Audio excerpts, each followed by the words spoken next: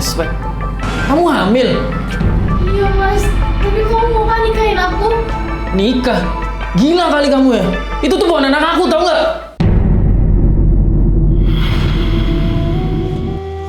Dan Allah hendak menerima taubatmu, sedang orang-orang yang mengikuti hawa nafsunya bermaksud supaya kamu berpaling sejauh-jauhnya dari kebenaran. Quran Surat An-Nisa ayat 27.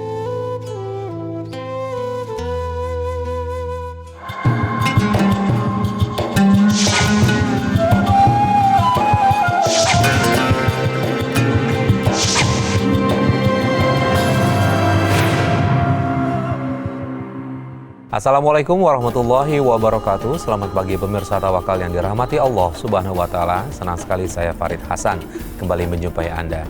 Dan pemirsa, alhamdulillah di studio sudah bersama kami Bapak Ustadz Muhammad Ziyad. Assalamualaikum Pak Ustadz. Waalaikumsalam warahmatullahi wabarakatuh. Selain Ustadz Muhammad Ziyad, pemirsa juga sudah hadir bersama kami seorang narasumber bernama Mbak Edis. Assalamualaikum Mbak Edis. Waalaikumsalam. Ya, Mbak Edis dan Pak Ustadz, tadi kita lihat bersama di video yang terdepan adalah cuplikan dari beberapa kejadian yang menimpa Mbak Edis nih. Nah, Mbak Edis datang ke Tawakal sendiri ingin bercerita seperti apa, kasus apa yang Mbak Edis alami selama ini? Saya ingin menceritakan kisah hidup saya yang mungkin bisa dibilang sangat hina. Kenapa bisa mengambil kesimpulan itu sangat hina? Saya dari kecil nggak pernah mengenal ayah saya. Saya nggak tahu ayah saya di mana. Jadi begitu lahir, ibu nggak bercerita siapa ayahnya? Ibu meninggal saat melahirkan saya. Saya dibesarkan sama kakek saya aja. Sama kakek. Kakek sendiri nggak bercerita siapa ayah dan ibu? Sama sekali enggak. Kenapa? Boleh tahu? Saya kurang tahu. Cuman setiap saya tanya sama kakek saya, kakek saya tuh selalu bahas yang lain. Nggak pernah dijawab pertanyaan saya. Nggak pernah dijawab? Iya. Mbak sendiri punya adik, punya kakak? Enggak, saya anak satu-satunya. Punya anak satu-satunya. Terus kemudian Mbak kenapa bisa sampai merasa hina ketika Mbak nggak mengetahui siapa ayah dan ibunya Mbak? Memang ada apa? Saya dibesarkan di lingkungan yang tidak benar. Tidak benarnya seperti apa, Mbak? Saya tinggal dan dibesarkan di lingkungan yang banyak wanita malamnya. Itu berpengaruh terhadap saya dari kecil.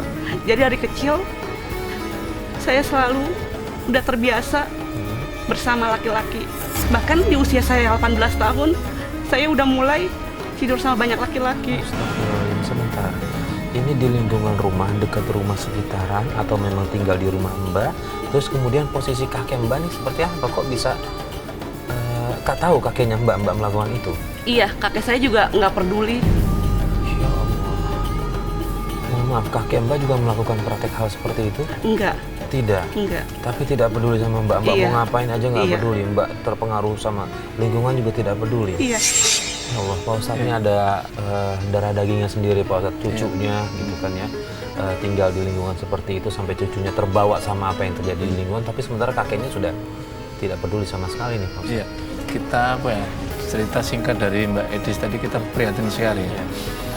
Seharusnya memang kan Mbak Edis ini lahir ketika ibundanya meninggal, dan ketika Mbak Edis bertanya statusnya seperti apa, dalam makna siapa bapaknya, di mana, kalau ada kan dia mungkin mau mencari ikut sama ayahnya, tapi kan tidak dikasih tahu oleh kakeknya. Jadi kan mohon maaf dalam tanda petik ini kan misteri sekali kan ayah Anda beliau Mbak Edis ini misteri sekali, sehingga akhirnya yang kedua Mbak Edis ini hidup yang tadi dijelaskan, hidup dalam lingkungan yang tidak baik.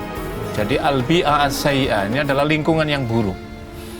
Buruknya seperti apa? Tadi digambarkan, mohon maaf, di lingkungan pelacuran, tepatnya untuk kita menyebutkan seperti itu. Padahal kata Ibnu salah seorang terkenal seorang sosiolog pengarang kitab Al-Muqaddimah itu kan menjelaskan ar-rajul ibnu bi'a, seseorang itu adalah anak lingkungannya. Ibnu Khaldun menjelaskan ar-rajul ibnu, seseorang itu adalah anak lingkungannya. Jadi ketika lingkungannya baik, maka insya Allah anak ini akan tumbuh menjadi yang baik. Sebaliknya ketika anak ini hidup dalam lingkungan yang buruk, maka akan mempengaruhi juga akan menjadi baik. Karena itulah hadis Nabi menyatakan kullu mauludin yuladu alal fitrah. Sesungguhnya anak itu dilahirkan dalam fitrah. Mbak Edis ketika lahir fitrah semuanya bersih. Tetapi fa'abawo, maka lingkungannya orang tua ini yang menjadi lingkungan pertama, dia akan menjadi seorang Yahudi, dia akan seorang menjadi Nasrani, dia akan menjadi Majusi. Pendek kata, anak ini akan menjadi apapun itu tergantung bahwa yaitu lingkungan pada orang tua tadi.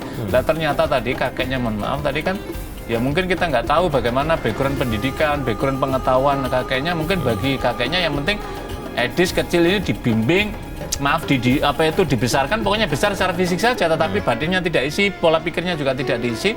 Dan yang lebih tragis lagi, mohon maaf para pemirsa sekalian, ini menjadi pelajaran berharga pada kita. Akhirnya Mbak Edis tercemplung lah, kalau bahasa kita terjeburlah ke dalam lingkungannya tadi itu, sehingga dalam penyesalan kan menangis tadi kan menunjukkan bahwa dia sebenarnya ingin hidup dalam lingkungan yang sehat, lingkungan yang bisa tumbuh secara normal sebagaimana yang lainnya. Jadi ini memberikan pelajaran untuk kita semua. Mbak Edis ketika berhubungan dengan banyak laki-laki, adakah rasa penyesalan? Saya sih yakin ada. Cuma kenapa Mbak Edis tidak pergi dari tempat itu? Susah, soalnya saya punya keluarga, cuman kakek aja yang dekat. Kalau yang lain kurang dekat sama saya. Saya menyesali. Bahkan pas saya usia 20 tahun, saya hamil. Dan saya juga bingung siapa ayah dari anak saya. Saya coba minta tanggung jawab sama semua yang pernah tidur sama saya, tapi nggak ada yang mau tanggung jawab. Di situ saya stres banget.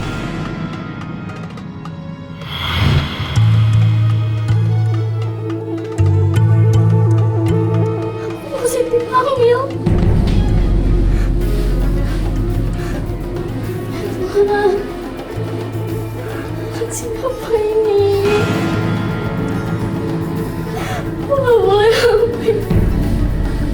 Kenapa bisa kayak gini?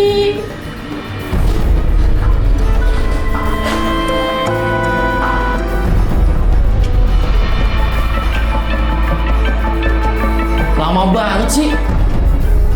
Apaan lagi itu? Tes, Pak. Kamu hamil? Iya mas, tapi kamu mau kan nikahin aku? Nikah? Gila kali kamu ya? Itu tuh bukan anak aku, tau nggak? Mas, tapi anak kamu mas. Kita udah ngelakuin ini beberapa kali mas. Kamu aja ngelakuin itu, bukan sama aku doang. Sama beberapa laki-laki. Terus aku gimana mas? Ya aku nggak peduli lah, itu urusan kamu. Mas, aku mohon mas. Mas. Sampai gimana hukumnya? Dia nggak tahu siapa yang kandung dari bayi yang dikandungnya. Iya, karena begini Mas Farid, karena itulah kenapa, mohon maaf, perzinahan itu dilarang dalam agama. Itu dalam rangka untuk hifdzun nasli, menjaga kesucian garis keturunan tadi itu. Status keturunan kita itu menjadi penting karena kedepannya dia tahu siapa binnya siapa. Jadi misalkan Ahmad Joni bin siapa ini bapaknya, supaya tahu tak. Ketika pintu itu melalui pintu pernikahan yang sah menurut agama, maka orang tahu ini Ahmad Joni ini bin siapa, dia udah tahu bin bapaknya siapa, Abdullah atau Alek atau siapa, ada tahu bapaknya, sehingga ketika nanti dalam pergaulan lingkungan sosial statusnya jelas, pergaulan juga menjadi nyaman karena dia tahu statusnya siapa dalam konteks di sini.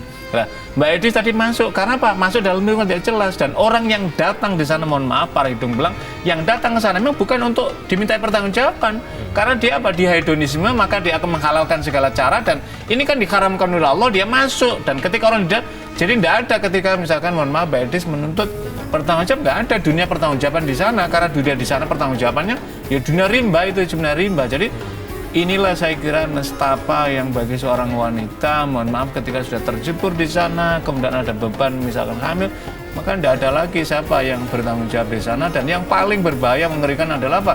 Anak yang diturunkan nanti itu juga membawa beban psikologis dan beban sosial yang luar biasa karena tidak tahu siapa status bapaknya. Saya kira inilah dosa yang mestinya pada para pemirsa sekalian mengambil pelajaran kepada kita semua, dan kita juga peduli pada lingkungan kita bahwa mewujudkan lingkungan yang baik itu bagian dari amanat Tuhan melalui individu-individu yang hidup dalam lingkungan kita. Ya, Mbak Edis di situ tahu kan ya resiko dari perbuatan Mbak Edis kan ya? Iya. Nah di situ yang jadi pertanyaan dari saya adalah ketika Mbak Edis tahu itu beresiko, lalu apa yang menyebabkan Mbak Edis stres? Saya nggak mau anak saya tuh bernasib sama seperti saya. Saya takut banget. Pada akhirnya saya ingin berusaha menggugurkan kandungan saya. Kemudian berhasil menggugurkan? Enggak. Saya udah coba mengkonsumsi macam-macam obat tapi tidak berhasil. Tidak berhasil. Pak Ustadz, apakah ini salah satu jalan dari Allah nih Pak Ustadz? Dia ingin menggugurkan kandungannya tapi dijaga kandungannya tidak berhasil untuk digugurkan. Ya, Allah masih berbaik hati kepada melindungi pada anak yang tidak berdosa ini. Harus digarisbawahi juga bahwa anak mau hasil zina, mau hasil anak tidak bersalah karena dia tidak ingin dilahirkan dalam lingkungan seperti itu. Tetapi yang bersalah, yang berdosa adalah orang tuanya tadi. Dalam hal ini ibunya tadi itu dan orang yang melakukan perbuatan zina yang masuk dalam lingkungan tadi itu. Gitu. Lah yang dalam kaitan di sini, mohon maaf para pemirsa sekalian, kan tadi kan ini sudah melakukan perbuatan zina. Ini sudah berdosa besar.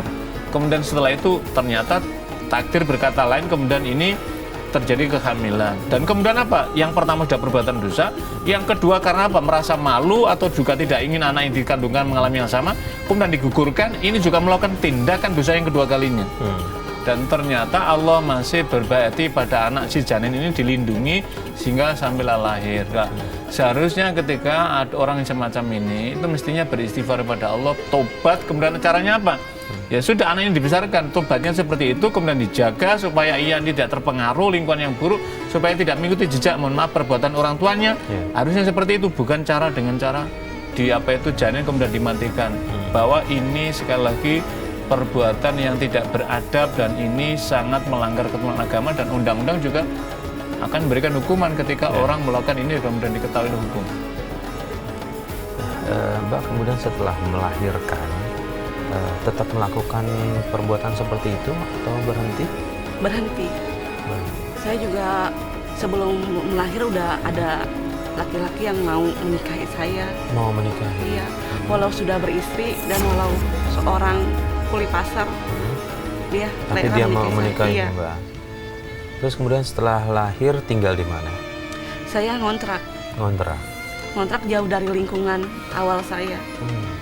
Nah dari sekian banyak itu kakek Mbak sendiri gimana responnya setelah tahu Mbak hamil? Sampai saat ini saya udah lost contact sama kakek saya. Setelah pergi ikut laki-laki itu? Iya. Terus kebutuhan sehari-hari dari laki-laki ini yang menikahi Mbak ya? Iya, saya juga kadang-kadang membantu. Soalnya kadang-kadang saya kalau melihat anak saya merasa bersalah. Karena anak saya tuh beda seperti anak lainnya. Beda maksudnya? Anak saya lahir cacat. Ya Allah. Kata dokter memvonis kalau anak saya itu autis. Dok, anak saya kenapa ya? Dia jarang berkomunikasi sama saya. Saya takut dia kenapa-napa, Dok. Saya periksa dulu ya, Bu.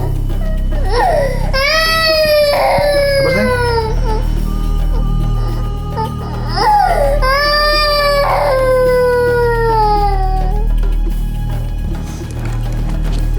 Saya harus ngasih tahu Ibu. Anak saya kenapa, Dok? Maaf, Bu. Anak Ibu mengalami kelainan. Makanya dia susah berkomunikasi dengan orang.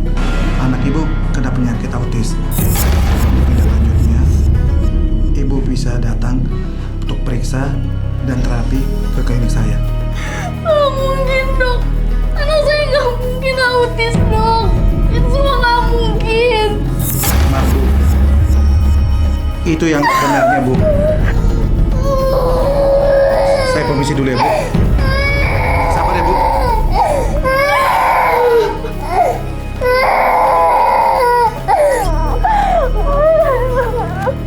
Semua gara-gara mama yang menggugurkan kamu, Nak. Mama. Terus kemudian sehari-harinya bagaimana? Tahu dia mengidap autisme dari umur berapa? Dari umur 2 tahun. 2 tahun. Mungkin itu karena efek saya dulu mengkonsumsi obat-obatan buat menggugur kandungan. Jadi efeknya ke anak saya. Dokter bilang begitu? Iya. Ada kemungkinan itu? Iya. Nah ya, terus yang Mbak rasakan apa dari penyakit yang diderita sama anaknya Mbak? Susah berkomunikasi. Makan juga susah. Jadi dia sehari-hari itu cuma tiduran aja. Nah kemudian dari suami yang menikahi Mbak itu istrinya tahu menikah lagi dengan Mbak? Awalnya nggak tahu, cuman setahun kemudian istrinya tahu. Dan istrinya ngerabrak saya, marah-marahin saya. Istrinya menyuruh saya untuk meninggalkan suaminya.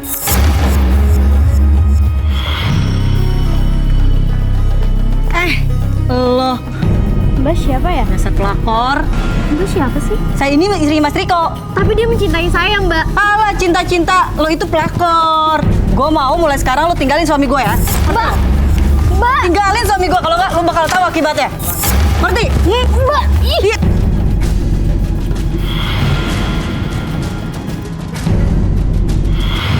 Yang saya ingin tanyakan sama Ustadz, apa saya harus cerai sama suami saya karena istrinya itu nggak mau dimadu?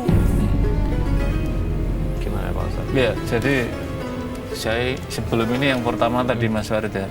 Jadi kenapa dalam agama itu memberikan tuntunan ketika anak sedang dalam janin kandungan ibu untuk dilindungi. Sehingga di dalam pernikahan Islam itu dijelaskan apa? Ciptakan suasana yang membuat damai seorang istri. Kalau hatinya damai seorang istri, maka anaknya akan berpengaruh, tumbuh.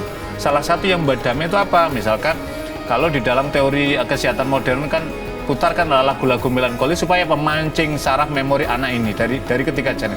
Tapi dalam tuntunan agama apa? Kalau kita buka, kalau misalkan dalam tradisi Jawa itu ada bacalah apa itu surat, misalkan surat Maryam, surat Yusuf. Tapi ada yang salah. Orang, wah kalau nanti laki-laki supaya ganteng seperti Nabi Yusuf, nggak mungkin lah kita orang Indonesia kok seperti Nabi Yusuf. Kalau perempuan supaya seperti Maryam, nggak mungkin lah dia orang Timur Tengah. Tapi perilakunya kalau perempuan meniru akhlaknya Maryam. Kalau laki-laki perilakunya meniru Nabi Yusuf, itu sesungguhnya. Jadi bukan meniru fisikalinya, tetapi di balik itu adalah ada ketentraman anak ini, kemudian akhirnya apa? Tumbuh suasana batin. Kemudian dari nutrisinya apa? Karena ada aneka macam nutrisi yang baik supaya apa? Tumbuh. Lah konteks, mohon maaf tadi Mbak Ade sampai kemudian melakukan pengukuran obat, inilah yang saya kira akan berpengaruh, dan dokter tadi kan sudah menyatakan tadi. Maka yang kedua harus kita pahami, anak ini bukan cacat, tetapi berkebutuhan khusus. Dalam teori anak itu berkebutuhan khusus. Jadi banyak orang-orang hebat dari autis, Mbak Edis. Jadi jangan berkecil hati. Yang penting tanamkan pendidikan yang baik, arahkan yang baik. Yang kedua, pertanyaan dengan Mbak Edis tadi, bagaimana dengan statusnya ketika suaminya ini adalah mempoligami, posisinya yang dipoligami? Apakah harus bercerai? Tidak. Bercerai apa tidak, itu statusnya ada di pihak laki-laki. Kalau laki-lakinya tadi menceraikan, maka jatuh talaknya. Tapi kalau misalkan Mbak Edis merasa, apa artinya sesungguhnya saya berumah tangga ini kan ingin mendapatkan kedamaian. Bukankah rumah tangga itu tujuannya apa? Orang mendapatkan sakinah. Tetapi kemudian akhirnya apa? Misalkan Mbak Edis merasa tidak nyaman dan tidak ingin juga menyakiti pihak misalkan sana, kemudian Mbak Edis misalkan, udahlah saya putuskan gugat cerai supaya dia bisa bersama istrinya supaya penuh. Saya juga ingin melangkah hidup daripada ini seperti ini. Kemudian mengajukan misalkan ke pengadilan, pengadilan memutuskan, maka jatuh tolaknya. Tapi kalau misalkan Mbak Edis ada harapan baru, bahwa saya ingin memperbaiki dengan perilaku saya, kemudian mudah-mudahan membangun komunikasi dengan suami yang istri yang sana, mungkin itu cara yang kedua ini cara yang lebih baik. Tetapi ketika yang kedua tidak ada dan memilih yang pertama tadi, itu juga cara yang baik. Kemudian setelah kita bersama istri pertamanya, bagaimana akhirnya? Pisah atau tetap jalan terus? Masih terus sama suami saya. Masih sama suami. Iya. Ada perubahan sikap dari suami? Enggak, tapi suami emang jarang pulang sih. Paling pulang dia seminggu sekali. Dan dia bilang jarang pulang karena di rumah istri yang pertama? Iya. Atau karena di sana? Iya. Oke. Sikap setelah jarang pulang itu ada yang berubah nggak dari suami? Enggak, dari awal ketemu sampai saat ini sikapnya masih sama. Masih sama Iya. semuanya ya? Oke. Nah, lalu kemudian sikap suami ke anak seperti apa, Mbak? Kalau sikap suami ke anak saya sih biasa aja. Sayang kok sama anak saya. Udah kayak anak sendiri walaupun anak saya punya keterbelakangan khusus. Berkebutuhan khusus Iya. maksudnya gitu ya. Nah, sekarang suami Mbak masih tetap seminggu sekali pulang atau gimana? Iya, tetap seminggu sekali pulang. Tetap seminggu Saya sekali. juga nggak maksain harus ikut saya. Nah, kira-kira Mbak masih pengen tahu nggak sih di mana keberadaan orang tua Mbak gitu?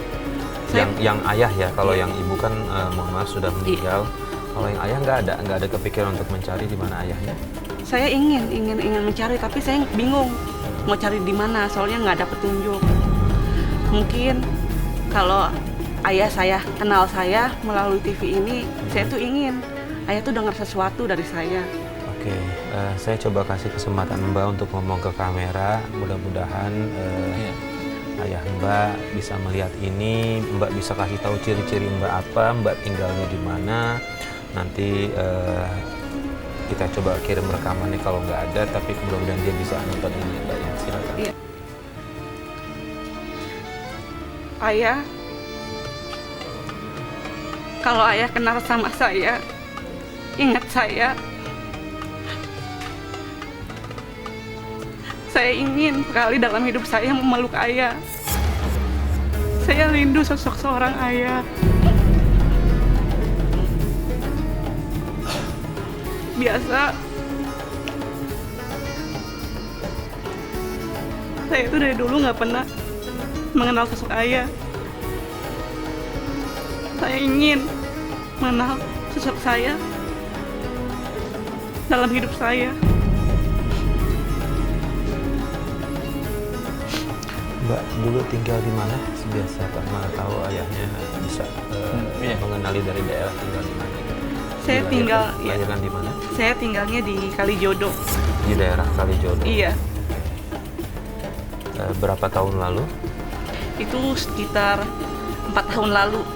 Sejak saya waktu lahir, maksudnya Mbak Mono usianya berapa sekarang? Sekarang 24. 24, artinya 24 tahun lalu iya. tinggalnya di Kalijodo Iya. gitu ya. Mudah-mudahan itu jadi petunjuk buat siapapun itu bapak yang merasa punya anak tapi ditinggalnya tempat seperti itu gitu kan. Kemudian mendapatkan kabar kalau istrinya meninggal, mudah-mudahan bisa segera menghubungi. Saya berharap sih bapak bisa menghubungi ke Antv, bisa kita jembatani ini. Terus kemudian yang saya penasaran lagi adalah sebenarnya kenapa sih kok kakek Mbak benar-benar nggak peduli ya? Ini saya nggak habis pikir nih Pak Ustadz ya. Biasanya kan dengan keturunan sendiri peduli nih Pak Ustadz. Biasanya kan kalau ada yang nggak peduli seperti itu ada kasus pasti di belakangnya. Mbak nggak pernah dengar cerita ada apa gitu antara kakek Mbak dengan bapaknya Mbak? Nggak ada sih, cuman kata uak saya itu karma buat saya. Maksudnya karma apa ya? Dulu kakek saya pernah menghina uak saya sebagai wanita malam. Malah sekarang saya yang nasibnya seperti itu. Pak Ustadz, ada kaitannya dengan hal yang apa yang dilakukan itu Pak Ustadz, menimpa keturunannya? Iya, sebenarnya kalau dalam konteks agama nggak ada istilah karma. Yang ada itu adalah perbuatan buruk yang kita lakukan akan kembali kepada kita, gitu loh. Tetapi juga ketika kita melakukan perbuatan buruk, nama besar kita yang hancur itu juga nanti akan terwarisi oleh anak kita. Jadi misalkan begini, siapa dia? Oh tahu nggak, bapaknya dia dulu tuh begini, kan gitu. Jadi akhirnya kan terbawa kan gitu. Karena itulah di dalam Al-Quran itu menjelaskan, adalah kita berdoa meminta menjadi orang yang baik supaya kita akan menjadi buah tutur yang baik untuk keturunan kita. Jadi ada orang itu yang pada tingkatan cicitnya tuh. Jadi kakek punya anak, anak punya anak lagi, berarti cucu baunya punya cicit lagi. Ternyata dia menjadi seorang tokoh besar. Orang bilang apa? Orang mengatakan apa? Oh dia masih mewarisi generasi dulu kakeknya nih, buyutnya nih menjadi orang hebat. Maka doa, jadi ada warisan seperti itu. Begitu juga kita mendengar bahwa para founding father misalkan, orang-orang hebat kita mewarisi orang menjadi buah bibir lah. Ketika kakek kita ini menjadi orang-orang yang baik, akan menjadi buah bibir pada cucu generasi berikutnya. Sebaliknya ketika kakek kita ini menjadi buah bibir yang tidak baik, akan dalam konteks itu Mas Farid, tetapi tidak dalam bentuk karma. Misalkan hanya karena umpatan kakek kemudian bawa, maka tidak. Karena itulah agama membimbing kepada kita, pentingnya kita melontarkan ucapan-ucapan yang baik, karena ini akan menjadi doa. Misalkan Mbak Ades dengan anaknya seperti tadi jangan mengumbar dendam atau ngumbar pikiran-pikiran buruk, tetapi berdoalah, ucapkan yang baik. Nah, kau kehidupan ibumu dulu mungkin pernah begini, tapi mudah-mudahan kau kelak akan menjadi orang yang baik. Kau diberkati, maka Allah akan memberikan jalan ketika hambanya mau menjemput rahmat Allah dengan perbuatan-perbuatan yang baik. Mbak Edi sekarang anaknya berapa tahun? Umurnya udah 2 tahun. Udah 2 tahun. Laki-laki atau perempuan? Laki-laki. Laki-laki. Dia berarti 2 tahun belum tahu ya kalau ini. Belum paham kalau belum bisa bertanya. Belum bisa bertanya siapa ayah kandungnya. Tapi perlakuan suami ke anak baik kan ya? Iya, baik. Syukur alhamdulillah. Ada apa enggak kelakuan yang dari anak itu yang sekiranya ibu merasa sedih gitu melihat anak kok seperti ini gitu, terus apa yang harus ibu lakukan gitu, ada pikiran itu? Sedihnya cuma susah berkomunikasi sih, susah berkomunikasi. Sama saya, iya. Sebenarnya kan ada banyak tempat yang bisa untuk menyembuhkan. Kalau menurut saya dia berkebutuhan khusus, seperti tadi Pak Ustadz bilang banyak anak hebat di balik itu. Betul. Gitu ya. Dan juga di umur 2 tahun sebenarnya Pak Ustadz masih bisa nggak sih, sudah bisa nggak sih untuk diberikan materi-materi yang berkaitan dengan agama? Pak Iya Ustadz? bisa. Jadi saya kebetulan punya seorang sahabat, anaknya itu setelah dari kecil kok berbeda dengan abangnya gitu. Setelah dideteksi ternyata ada potensi autis. Maka kemudian apa yang dilakukan dokter, memberikan saran ada terapi. Nah ini anak ini terapi. Salah satu terapinya itu saya tidak tahu persis ya, tapi intinya memancing salah satu saraf motoriknya ini apa gitu supaya nanti kemampuan gini. Biasanya Mbak Edis ya, orang autis itu kemampuan eksaktelinya tinggi sekali. Ilmu-ilmu misalnya matematika, fisika yang berkaitan seperti itu biasanya tumbuh.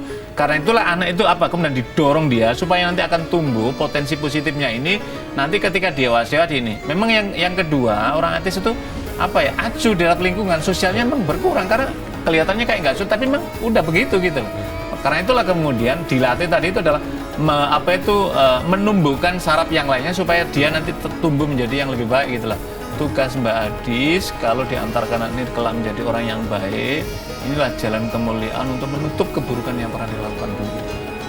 Menurut Pak Ustadz perlu nggak sih untuk Mbak Edis ini bercerita ke anaknya nanti ketika dewasa kalau dia itu adalah belum ketahuan siapa ayahnya? Jadi begini, mungkin yang tidak boleh diceritakan itu tidak perlu menceritakan perbuatan buruk yang pernah dilakukan ayahnya.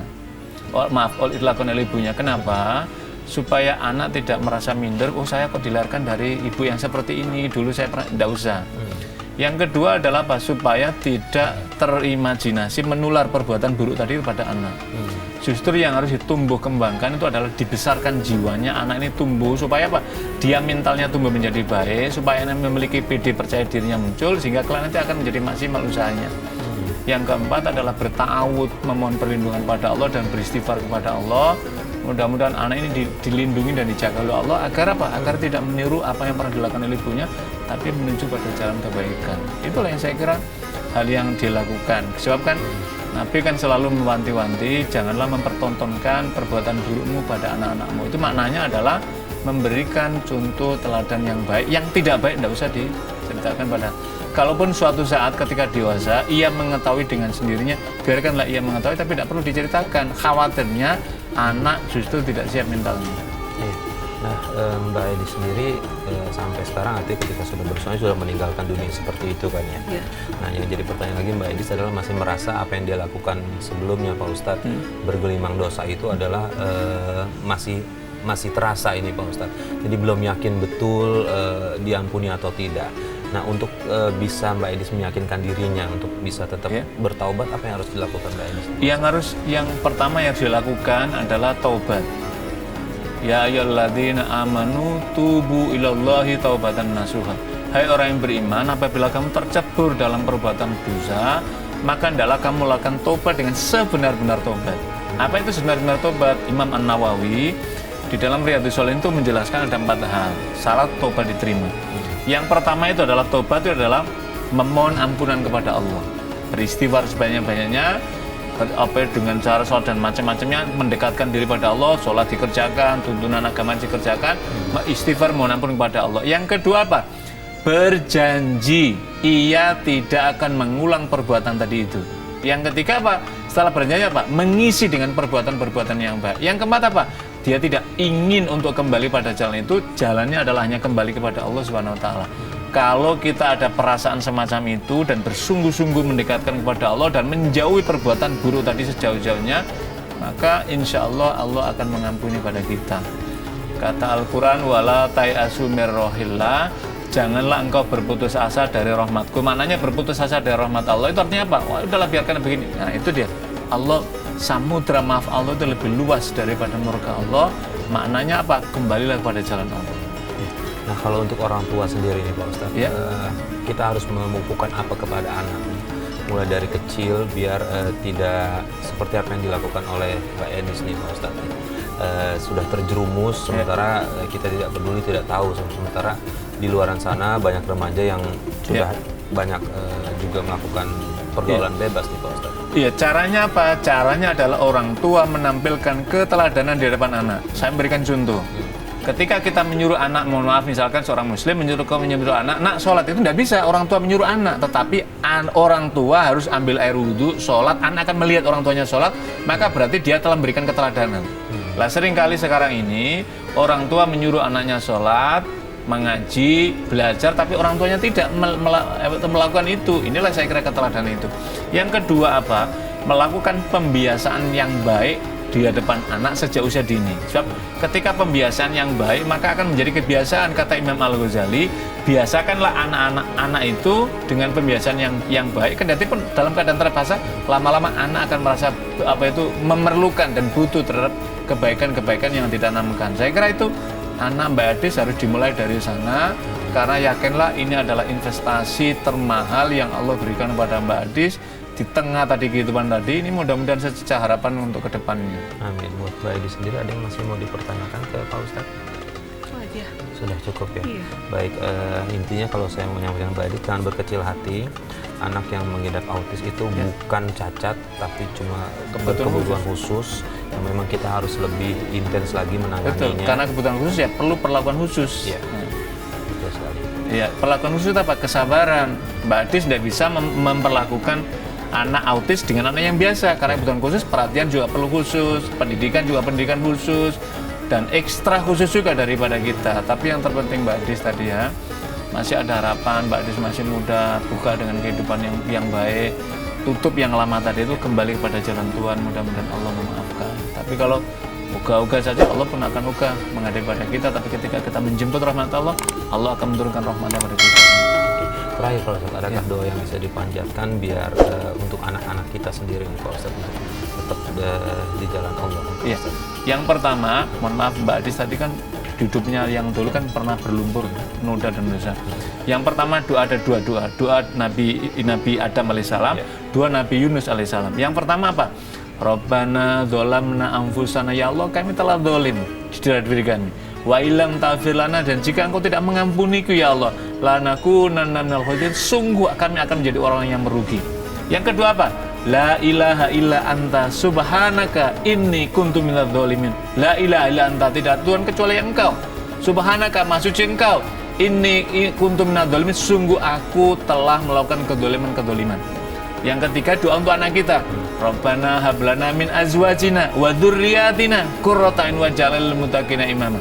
Yang keempat, doanya Nabi Ibrahim alaihissalam, Rabbi habli minas solihin, ya Allah karuniakan aku ya Allah keturunan yang baik, keturunan yang soleh. Sebab kalau keturunan yang soleh dia akan menjadi penolongku di hadapanmu ya Allah. Itu kalau terus, dan doa ini apa yang mustajab? Kita nggak ada tempat mustajab di masjid, ada waktu apa? Setelah sholat 5 waktu, sholat malam, ketika kita sedang berpuasa sunnah atau puasa wajib, ini kita berdoakan mudah-mudahan Allah menurunkan rahmatnya dan perlindungannya untuk kita semuanya. Amin, amin. Ya. Terima kasih Pak. Sama-sama Mas Arif. Ya.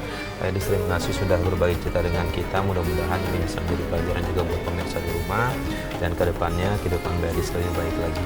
Salam saya buat anaknya Mbak Adis ya.